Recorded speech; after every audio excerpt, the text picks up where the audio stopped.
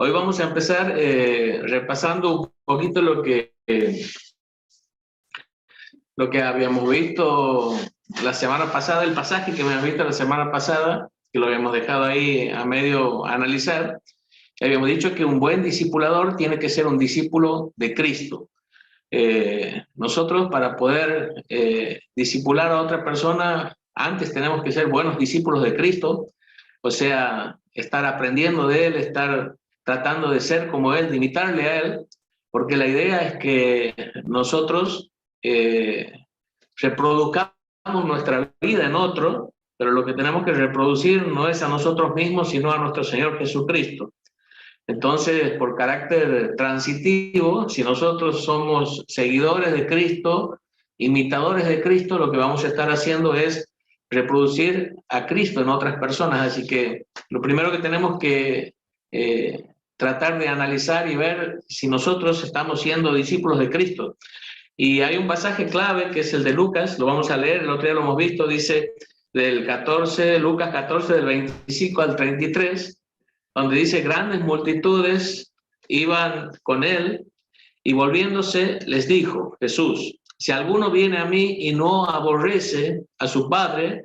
Habíamos aclarado que aquí el aborrecer no significa odiar, sino significa, para entenderlo mejor, amar menos. En otro pasaje lo dijo de otra forma que era más claro, dice: si alguno ama más a padre, madre. Bueno, aquí dice si no aborrece, o sea, la idea es amar menos a su padre y madre y mujer e hijos y hermanos y hermanas y aún también su propia vida. No puede ser mi discípulo. Y el que no lleva su cruz y viene en pos de mí, no puede ser mi discípulo. Porque ¿quién de vosotros, queriendo edificar una torre, no se sienta primero y calcula los gastos a ver si tiene lo que necesita para acabarla? No sea que después que haya puesto el cimiento y no pueda acabarla, todos los que lo vean comiencen a hacer burla de él, diciendo: este hombre comenzó a edificar y no pudo acabar. ¿O qué rey, al marchar a la guerra contra otro rey, no se sienta primero y considera si puede hacer frente con 10.000 al que viene contra él con 20.000? Y si no puede, cuando el otro está todavía lejos, le envía una embajada y le pide condiciones de paz. Así pues, cualquiera de vosotros que no renuncia a todo lo que posee, no puede ser mi discípulo. Y habíamos dicho que había dos formas de interpretar o de mirar este pasaje. Una era que nosotros éramos quienes íbamos a hacer esa edificación o quienes íbamos a enfrentar esa guerra, y debíamos evaluar si estábamos dispuestos a pagar el precio o en condiciones de enfrentar este desafío. Y normalmente la idea es esta, ¿no? La interpretación es esta, que uno tiene que sentarse a pensar lo que significa el discipulado, el seguir a Cristo, ver el costo y ver si está dispuesto a hacerlo, sí o no. Pero hay otra interpretación que a mí me parece la más acertada, donde aquí el rey es Jesucristo, el constructor es Jesucristo. ¿Y por qué pienso que esta es la más acertada? Podemos ver ahí un pasaje que está hablando de algo muy parecido en Mateo. Fíjense, ahí después que Pedro le dice al Señor Jesucristo: tú eres el Cristo, el Hijo del Dios viviente. Jesús le dice: yo también te digo que tú eres Pedro, y sobre esta roca edificaré mi iglesia, y las puertas del Hades no prevalecerán contra ella. Fíjense, yo edificaré, dice Jesús. Él es el dueño de la obra, Él es el constructor.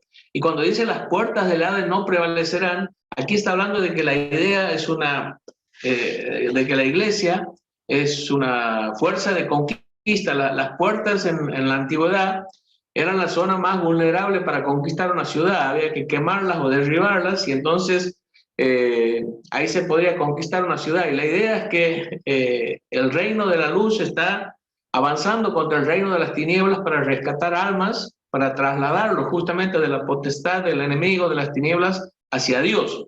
Entonces, aquí el que es el constructor es justamente Jesucristo, y el que es el rey que está en una batalla espiritual es Jesucristo, y Él es el que ha considerado los costos y lo que demanda esta construcción y esta guerra espiritual. Y Él se dio cuenta que solamente con una determinada clase obreros y de soldados podía enfrentar todo esto. Y eran con personas totalmente consagradas a Él. Personas que estén dispuestos a amarle a Él por sobre todo lo demás.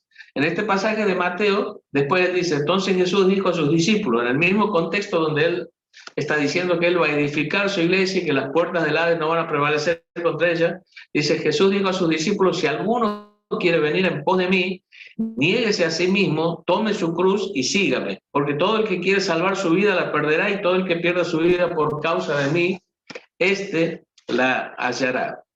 Entonces, la idea es esta, de que Dios sabe que para esta obra que Él se ha propuesto, edificar la iglesia, y para esta batalla espiritual donde hay que conquistar, digamos, y irrumpir en el reino de las tinieblas para arrebatar almas, para trasladarlas al reino de la luz, Él necesita obreros y soldados que estén dispuestos a darlo todo por Él. Que Él sea quien más amen, que todo lo demás esté por debajo de Él. Otro pasaje que también van hablando del discipulado, lo tenemos allí, por ejemplo, en Juan 8:31, dice, dijo entonces Jesús a los judíos que habían creído en Él, si vosotros permaneciereis en mi palabra, seréis verdaderamente mis discípulos. O sea, si nosotros queremos ser discípulos de Cristo, lo está diciendo claramente, tenemos que permanecer en su palabra. Con esto nos quiere decir que tenemos que estar en un constante contacto con la Biblia, con la palabra de Dios, estudiarla, memorizarla, guardarla en nuestro corazón, pero también obedecerla. Un discípulo es aquel que diariamente toma la palabra para conocerla cada vez más profundamente, pero a fin de aplicarla a su vida y de obedecerla en todas las áreas de su vida. En Juan 13:35 dice, en esto conocerán todos que sois mis discípulos, si tuviereis amor los unos con los otros. Otra prueba de que somos discípulos de Cristo es el amor que tenemos hacia los hermanos. Y ahí es donde podemos estar examinándonos y preguntándonos cuánto estamos amando a la iglesia, cuánto estamos amando a nuestros hermanos, cuánto estamos haciendo para suplir la necesidad de nuestros hermanos en cualquiera de sus áreas. Porque esta dice, en esto se van a dar cuenta que son mis discípulos, en que se amen los unos con los otros. También en Juan 15:8 dice, en esto es glorificado mi Padre, en que llevéis muchos frutos, y ahí dice, y seáis así mis discípulos. O sea, las pruebas de que somos discípulos de Cristo es que guardamos su palabra, es que amamos a los hermanos. En tercer lugar, es que llevamos mucho fruto. Cuando uno piensa en los frutos que Dios espera que nosotros llevemos, podemos pensar en varias cosas. Primero, Dios quiere ver el fruto del Espíritu Santo madurando en nosotros. Y ahí podríamos autoexaminarnos también y ver si estamos creciendo en amor, en gozo, en paz, en paciencia, en benignidad, en bondad, en fidelidad, en mansedumbre, en dominio propio. Dios quiere ver que ese fruto abunde en nosotros, porque es Cristo formándose en nosotros. Pero también Dios quiere ver frutos en cuanto a que nuestras vidas sean instrumentos en las manos de Dios para alcanzar a otros para Cristo. Frutos en cuanto a salvación de almas. Dios nos pone en relación con personas que no le conocen, en nuestra familia, en nuestro vecindario, en nuestro trabajo, y el fruto que Dios quiere ver es que nuestras vidas sean usadas por Dios para guiar a esas personas a Cristo. Y también Dios quiere ver frutos en cuanto a que ayudemos a otros que ya son de Cristo a madurar espiritualmente. O sea que tiene que ver con mi crecimiento espiritual, tiene que ver con la salvación de otras almas y tiene que ver también con el discipulado y el influenciar a otros para que crezcan espiritualmente.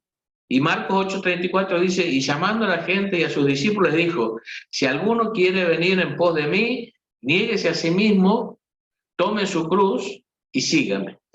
O sea que un discípulo es aquel que dice no a sus deseos, no a sus planes, no a sí mismo, para entregarse totalmente a hacer la voluntad de Dios, a cumplir los deseos de Dios, a agradar a Dios. La idea es que cuando tomamos la cruz, estamos dispuestos a pagar el precio, estamos dispuestos a morir a nosotros mismos para vivir solamente para Dios.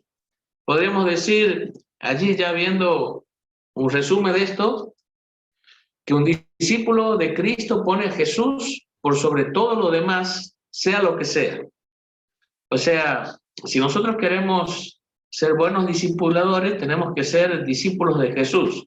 Y un discípulo de Cristo pone a Jesús por sobre todo lo demás, sea lo que sea, sobre personas y relaciones, sobre planes y realizaciones, sobre posesiones y riquezas, y sobre poder y renombre. O sea, no tiene que haber nada más importante que Cristo en nuestras vidas. Y uno puede ver en distintos ejemplos bíblicos cuando Dios puso a prueba a algunas personas, y algunos pasaron la prueba, otros fallaron. Por ejemplo, a Abraham se le puso a prueba, Dios le pidió a su hijo y le dijo que le diera su único, el que amaba, a Isaac. Y Abraham estuvo dispuesto a sacrificar a su hijo. Y con esto demostró que Dios era lo más importante en su vida, aún más que su hijo al que amaba con todo su corazón, y aún más que su relación con su propia esposa. Uno podría pensar que Dios le pidió esto a Abraham, Abraham salió calladito con Isaac un día diciendo que se iban a adorar, y me imagino que en el camino iba pensando, si él sacrificaba a Isaac y al volver tenía que decir lo que había hecho a su esposa, hubiese tenido un gran problema decirle a su esposa que había sacrificado a su hijo. Sin embargo, él estuvo dispuesto a obedecer a Dios, él estuvo dispuesto a hacer lo que Dios le pedía y estuvo dispuesto a enfrentar a su esposa si es que esto se realizaba tal cual Dios se lo había pedido, y él le dio todo. Pero sin embargo vemos otras oportunidades donde creyentes fallan. Por ejemplo, Adán falló porque Dios le había dicho que no coma del árbol, y sin embargo su esposa, engañada por la serpiente, comió, y después dice que le dio a él y él tomó y comió. O sea que prefirió hacer lo que le pedía a su esposa, hacer lo que Dios le había claramente ordenado que no haga.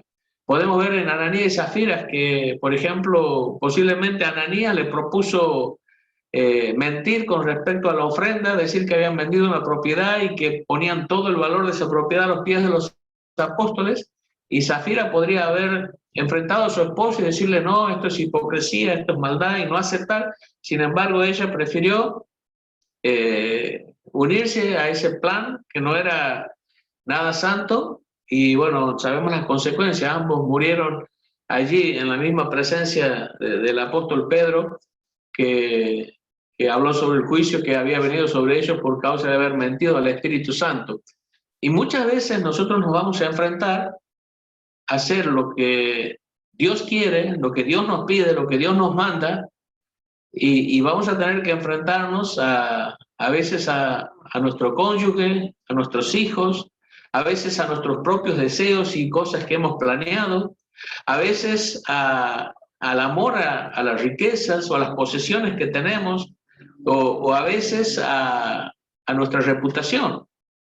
Y la pregunta es esto, ¿qué es lo más importante? Bueno, un discípulo de Cristo, según la Escritura, es aquel que pone a Jesús por sobre todo lo demás, y Él es lo más importante, y estamos dispuestos a obedecerle y hacer su voluntad y amarle a Él por sobre todo lo demás, cueste lo que cueste. También podemos ver allí una verdad importante.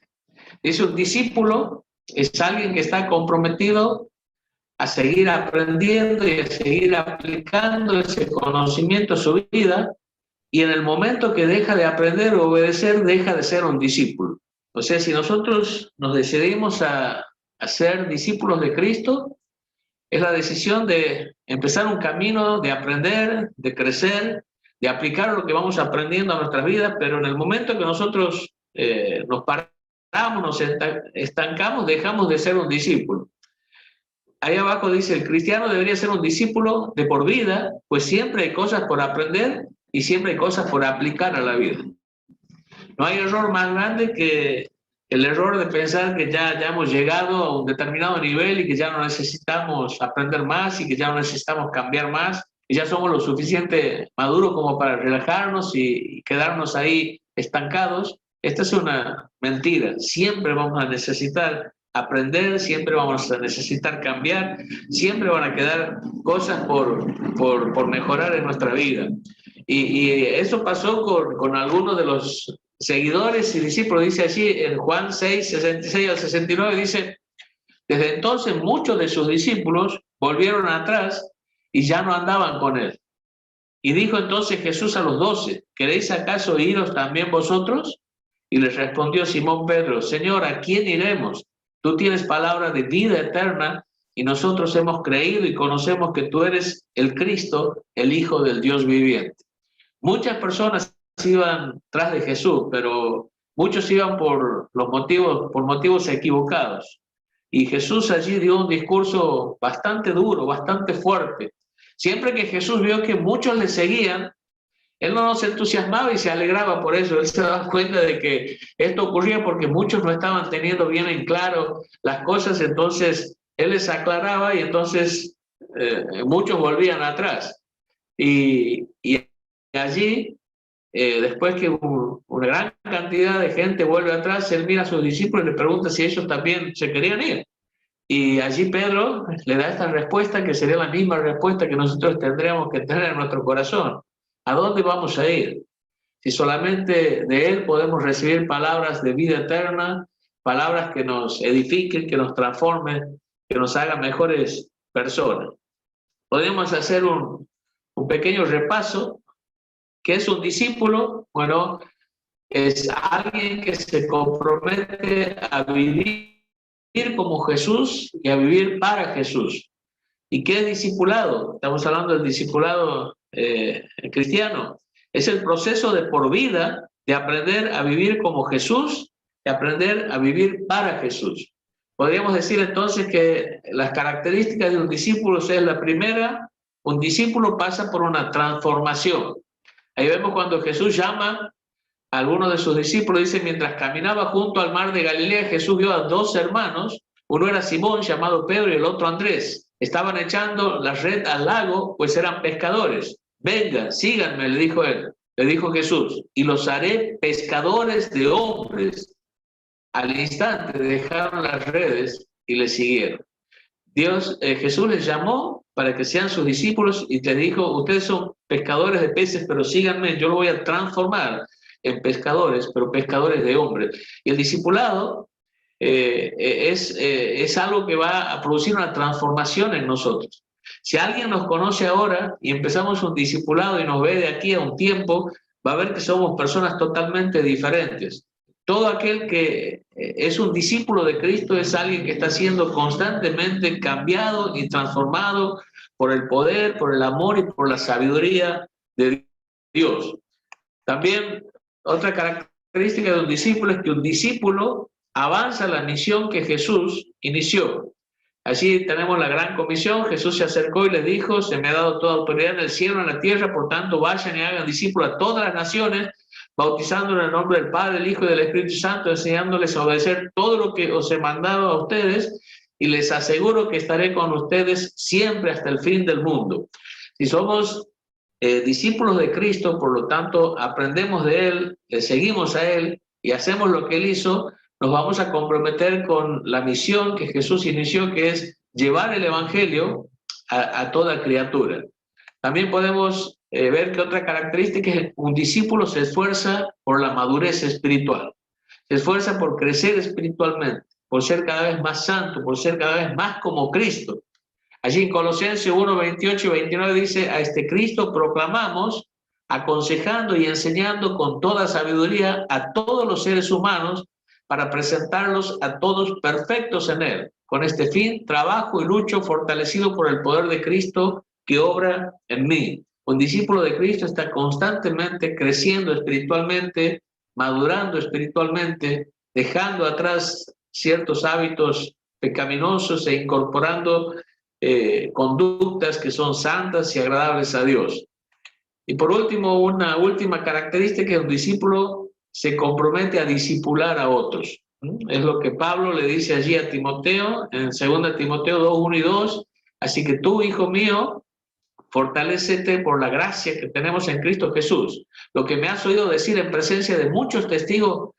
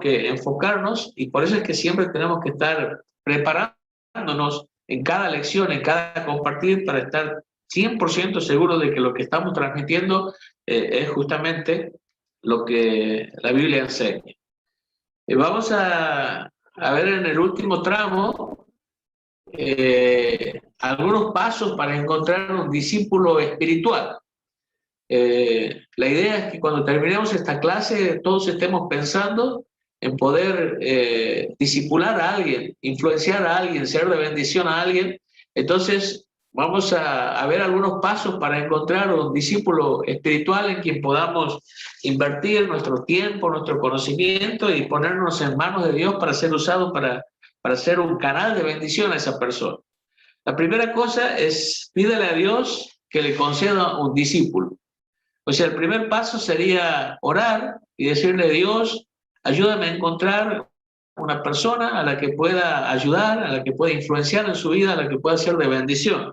Fíjense, allí vamos a ver un pasaje cuando el Señor Jesús va a escoger. Fíjense lo que él hizo cuando escogió a sus apóstoles. Dice: en aquellos días, en Lucas 6, 12 al 13, él fue al monte a orar y pasó la noche orando a Dios. Y cuando era de día, llamó a sus discípulos y escogió a 12 de ellos, a los cuales también llamó apóstoles. O sea, el Señor iba a escoger a 12 personas en los cuales los iba a tener más cerca, con los que iba a compartir prácticamente durante 3 años todos los momentos de su vida, pero él pasó la noche orando a Dios para poder escoger a estas 12 personas. Así que nosotros sería bueno que estemos orando y que Dios nos ayude y nos dé la sabiduría para poder escoger personas en las que podamos trabajar en su vida y que realmente sean personas en las que podamos ver frutos y podamos ver la mano de Dios realmente cambiándole. En segundo lugar, pida a Dios que le conceda un discípulo que esté dispuesto a crecer espiritualmente para que pueda discipular a otros. O sea, en esta oración lo que tenemos que pedir es a alguien que quiera crecer espiritualmente y que con el tiempo él pueda hacer lo que nosotros vamos a hacer con él, con otra persona. Y esto es el pasaje que ya hemos visto en varias oportunidades, pero bueno, es uno de los pasajes clave en cuanto a esto. Dice: lo que has oído de mí ante muchos testigos, esto encarga a hombres fieles que sean idóneos para enseñar también a otros. 2 Timoteo 2:2. Así que pidamos a Dios personas que tengan el deseo de aprender, el deseo de ser discípulos realmente de Cristo y el deseo de con el tiempo también ellos ser discipuladores. Otra cosa más, dice: pida al discípulo un compromiso de 12 semanas y sea definido.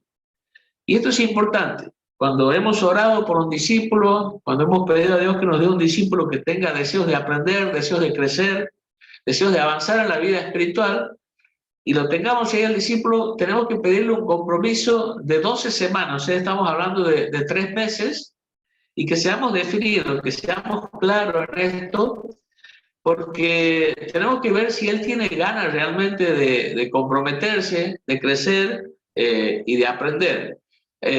Vamos a ver un pasaje en la Escritura donde hay 3 personas, 3 posibles seguidores de Cristo, pero en los 3 casos vamos a ver que termina frustrado este intento de seguir a Cristo. Dice: yendo ellos, uno le dijo en el camino: Señor, te seguiré a donde quiera que vayas. Y fíjese lo que le dice Jesús. Y le dijo Jesús: las zorras tienen guarida, las aves de los cielos nido, mas el Hijo del Hombre no tiene dónde recostar la cabeza. Hay un primer intento de un discipulado de seguir a Cristo, pero fíjense lo que Cristo le responde. Está diciendo: mira, si me sigues, si quieres realmente comenzar un discipulado, ser mi discípulo, no va a haber muchas comodidades. El Hijo del Hombre no tiene ni una almohada donde poner su cabeza. No vas a tener mucha seguridad. Hay un precio que pagar. Y lo que quizás el Señor estaba viendo en esta decisión de seguirle era una decisión pasional. O sea, era como un entusiasmo pasajero, que a veces nos puede pasar también a nosotros, que escuchamos un mensaje, estamos en un retiro o hay una conferencia y de pronto todo esa movida nos entusiasma, nos emociona y tomamos decisiones a veces muy pasionales, muy emocionales, pero que no se van a sostener en el tiempo. Entonces, tenemos que tener cuidado de estas decisiones que simplemente son entusiasmos pasajeros y que después quedan en la nada. Pero hay otro. Dice: y dijo otro: sígueme. Y él le dijo: Señor, déjame que primero vaya y entierre a mi padre. Y Jesús le dijo: deja a los muertos que entierren a sus muertos y tú ve y anuncia el reino de Dios. Un segundo posible discípulo, pero que cuando Jesús lo llama dice, déjame que primero vaya y entierre a mi padre. La mayoría de los comentaristas, de los que conocen los usos y costumbres de esos tiempos, enterrar a mi padre no es que el padre estaba muerto y tenía que llevarlo al cementerio, sino que su padre era un hombre de edad avanzada y lo que estaba diciendo, bueno, voy a estar con mi padre unos años más hasta que se muera y cuando él se muera, ahí voy a seguirte.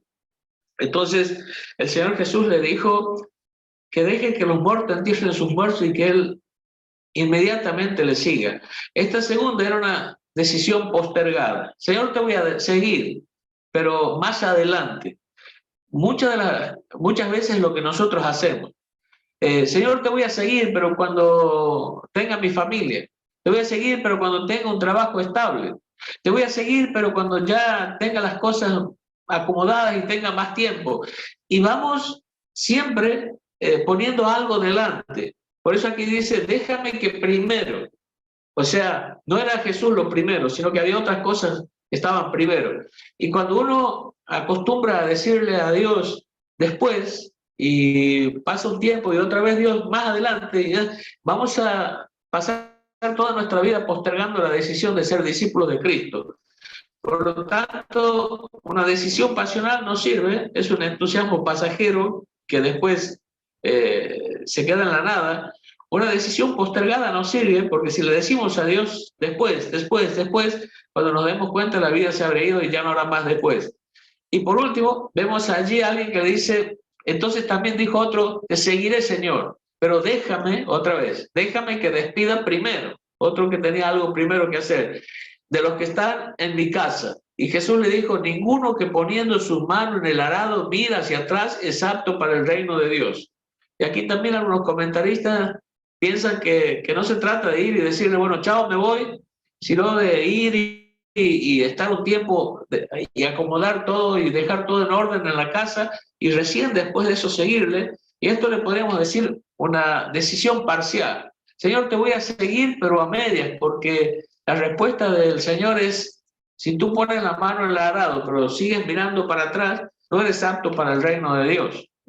Todos sabían en aquel tiempo que para poder hacer bien este trabajo había que poner la mirada fija en un punto para que el surco salga derecho, para que se pueda hacer bien el trabajo de la agricultura, pero si estás en el arado y vas mirando hacia atrás, todo va a salir torcido, todo va a salir mal, esto no sirve. Entonces, cuando nosotros querramos hacer un discipulado, estemos orando a Dios, pero estemos tratando de formar un compromiso con el discípulo de al menos 3 meses para ver si realmente hay un interés genuino en aprender la palabra, en obedecer la palabra, en seguir un discipulado de verdad. Seguimos con los pasos para encontrar un discípulo espiritual. Una vez que ya hemos dado estos 3 pasos, define el día y el lugar para reunirse semanalmente y sea constante. Póngase de acuerdo, vea bien qué día lo puede hacer, en qué horario, que los dos puedan coincidir y sean constantes. Todas las semanas regularmente estén teniendo ese momento para el discipulado, para seguir una lección. Como dice así Eclesiastés, todo tiene su tiempo y todo lo que se quiere debajo del sol tiene su hora. Así que es bueno establecer un día, un horario, un lugar, y es durante estos 12 semanas, que serían 3 meses aproximadamente, estar viéndonos todas las semanas para llevar adelante el discipulado. Seguimos, establezcan metas en las que ambos puedan trabajar, identifique sus necesidades y deseos. Sería bueno que en este discipulado estén estableciendo metas después que se vea cada lección, por ejemplo, metas de memorización de versículos, metas de empezar un devocional diario, una hora silenciosa, como se le llama en algunos lugares, metas de asistir semanalmente a la iglesia. Pongan metas en las que se pueda trabajar y en las que se pueda ver si se están cumpliendo o no con esas metas. Así dice Efesios 5, 15 al 16, mirad pues con diligencia cómo andéis, no como necios, sino como sabios, aprovechando bien el tiempo porque los días son malos. Entonces estas metas nos van a ayudar a organizarnos, a planificar y a aprovechar lo mejor posible el tiempo para dedicarnos a las cosas espirituales. Y por último, determine que al final de los 3 meses evaluarán la posibilidad de seguir adelante. Debe verse el progreso en ese periodo de tiempo. Hemos invertido 3 meses en la vida de una persona, le hemos enseñado las cosas básicas de la vida espiritual, le hemos desafiado a actividades espirituales. Seguramente en ese tiempo hemos estado viendo cosas que Dios quería que en su vida cambien, y ahí vamos a ver realmente si esta persona tiene interés, si quiere crecer espiritualmente, si las cosas que va aprendiendo las va aplicando a su vida. Y si nosotros al final de esos 3 meses vemos indiferencia, vemos irresponsabilidad, vemos falta de deseo, quizás tengamos que orar a Dios para que nos dé otro discípulo. Yo sé que a veces esto suena mal, pero tengo que decirle que por experiencia personal, si yo hoy volviera a los años atrás, por muchas personas he invertido mucho tiempo que ha sido prácticamente un tiempo desperdiciado, porque lo podría haber invertido en otras personas que sí tenían más ganas de crecer y más ganas de avanzar, y a veces por dedicarlo a personas que nunca avanzaban, que estaban estancados, he cometido el error de malgastar mi tiempo cuando me daban muchas señales de que no eran fieles, de que no había deseo, de que eran insensibles a las cosas espirituales, pero uno con esa esperanza de que cambien, de que el Señor haga una obra. Pero sin embargo Pablo dijo, busca a personas fieles. Y si nosotros durante ese tiempo hemos visto que no son fieles, que no hacen cambios en sus vidas, que no obedecen a la palabra de Dios, que lo que se les enseña no lo aplican a sus vidas, bueno, si no tenemos todavía a alguien en quien invertir nuestro tiempo y nuestra vida, podemos insistir un poco más para ver si se produce un clic, un cambio. Pero si Dios pone una persona que vemos que tiene deseos de aprender, de crecer y de salir adelante, deberíamos quizás dejar a esta otra persona que no da señales de querer avanzar y dedicarnos a otro. Que el Señor nos ayude en este tiempo, y ojalá que en esta semana estemos orando para, para pensar en esta posibilidad de gastar nuestras vidas, de invertir nuestro tiempo, de trabajar en la vida de otros para ayudarlos a crecer espiritualmente. Pero no sin antes autoexaminarnos a nosotros mismos y preguntarnos si estamos siendo discípulos de Cristo. Y si vemos que hay áreas que tienen que ser cambiadas y que tienen que ser ajustadas, bueno, hagámoslo. No hay que dilatar más estas cosas, y ajustemos nuestra vida a lo que Dios quiere para poder, en el tiempo que Dios nos deje aquí en esta tierra, poder hacer tesoros en el cielo, invirtiendo en vidas y en almas que son eternas. Aquí terminamos entonces el tiempo por hoy.